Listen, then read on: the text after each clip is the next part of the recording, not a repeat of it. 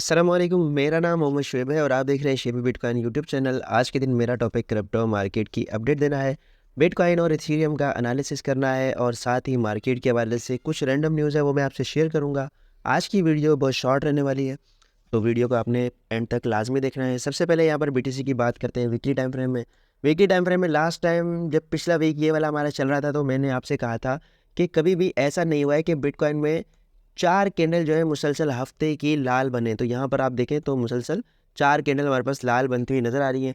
हाँ, अभी weekly closing में टाइम बाकी है हमारे पास कुछ टाइम, तो हो सकता है यहाँ पर मार्केट को वीकली क्लोजिंग से पहले थोड़ा सा पंप मिले और उसके बाद जो है मार्केट अगेन जो है डाउन साइड पर प्रेशर में आ जाए। लेकिन जो एक चीज़ देखने में आ रही है वो मैं आपसे शेयर करना चाहता हूँ। यहाँ पर अगर आप देखें तो ये जो रेड लाइन है ये 200 की मूविंग एवरेज है और ये मुसलसल 4 हफ्तों से इसे होल्ड कर रही है। मुसलसल विक्स लग रही है डाउन साइड पर लेकिन यहाँ पर होल्ड कर रही है।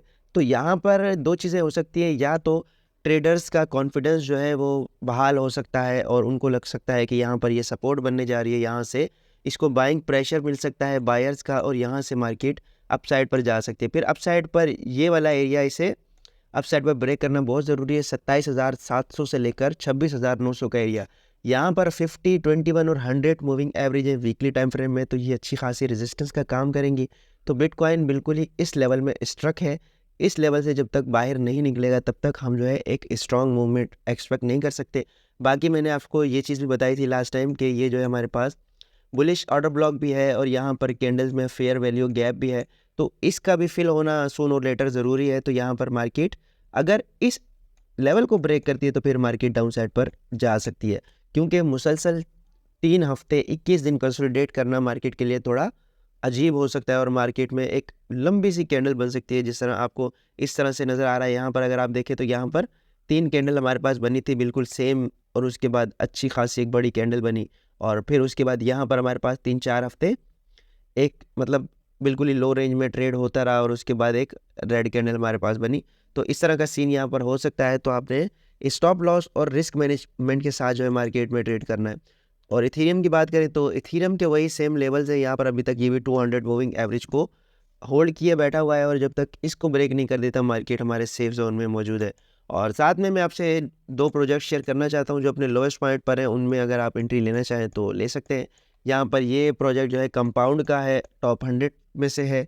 इसकी सप्लाई ऑलमोस्ट ऑल जो है वो अनलॉक है और मैक्स सप्लाई इसकी जो है मतलब एक मैक्स सप्लाई मौजूद है, अनलिमिटेड सप्लाई नहीं है इसकी।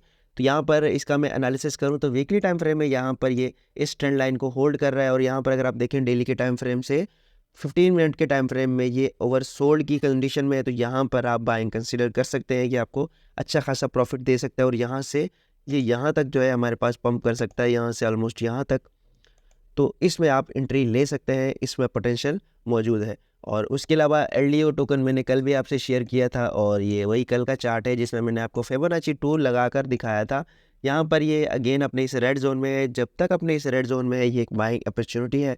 जब ये इस रेड जोन से निकल जाएगा तो फिर इसमें हम अच्छा खासा पंप देख सकते हैं। और उसके अलावा यहाँ पर ये एक चार्ट मैं आपसे शेयर कर रहा हूँ। For the first time bitcoin का ये जो साइकिल है 4 साल का, इस 4 साल के साइकिल में यहाँ पर अगर आप देखें तो bitcoin for the first time exchanges के रिजर्व में जो सप्लाई अवेलेबल है वो डिक्रीज़ हो रही है। यानी शुरू से लेकर अब तक यहाँ देखें जब भी बिटकॉइन की हाल्विंग आई 3 साल बाद तो यहाँ पर मुसलसल अब अवेलेबल सप्लाई बढ़ती हुई नज़र आई। लेकिन अब क्योंकि हमेशा जो है बिटकॉइन के रिवॉर्ड में कट लग रहा है और उसके अलावा एक्सचेंजेस जब क्राइसिस में आई थी, FTX का क्रैश हुआ था, तो उस वक्त से ट्रेडर्स जो हैं थोड़े मैच्योर हो गए, तो उन्होंने अब जो है यहाँ डाउन साइड पर सप्लाई को जो है अपने कोल्ड वॉलेट में ट्रांसफ़र करना शुरू कर दिया है। अब हर हाल्विंग के बाद बिटकॉइन जो है कितने एक्स पंप हुआ, इन्होंने यहाँ पर ये शेयर किया है। फर्स्ट हाल्विंग में 90x, सेकेंड हाल्विंग में 30x और जो तीसरी हाल्विंग थी उसमें जो है 7x। और अब नेक्स्ट हमारे पास क्या आ सकता है, ये चीज़ जो है अभी मैटर करती है और इसको देखना है हमने कि क्या होगा।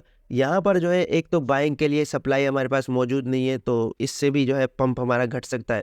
लेकिन बिटकॉइन का ETF आना और इस तरह की जो हाइप बनी हुई है उसका मार्केट में मेन किरदार होगा और उसकी वजह से प्राइस जो है अप्रिशिएट हो सकती है।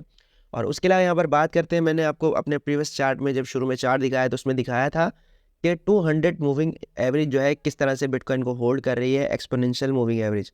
तो यहाँ पर अगर देखें तो इस बंदे ने चार्ट शेयर किया है और ये चार्ट है हमारे पास 2018 से लेकर 2023 तक का।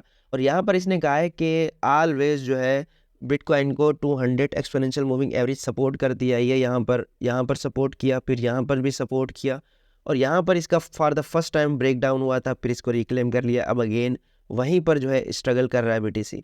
तो अगर यहाँ से होल्ड होता है तो फिर यहाँ पर ये आपको कैंडल्स नज़र आ रही होंगी। इस कैंडल्स के हिसाब से बिटकॉइन जो है इस एनालिस्ट के मुताबिक पंप कर सकता है। लेकिन अगर यहाँ पर होल्ड नहीं होता बीटीसी तो फिर अपने नेक्स्ट ऑर्डर ब्लॉक पर जाएगा, जो कि ऑलमोस्ट हमारा 23,000 से लेकर 22,000 के आसपास है। तो ये थी आज की वीडियो। उम्मीद है कि आज की वीडियो भी आपके लिए इन्फॉर्मेटिव रही होगी। मिलते हैं अपनी नेक्स्ट वीडियो में। अल्लाह हाफिज़।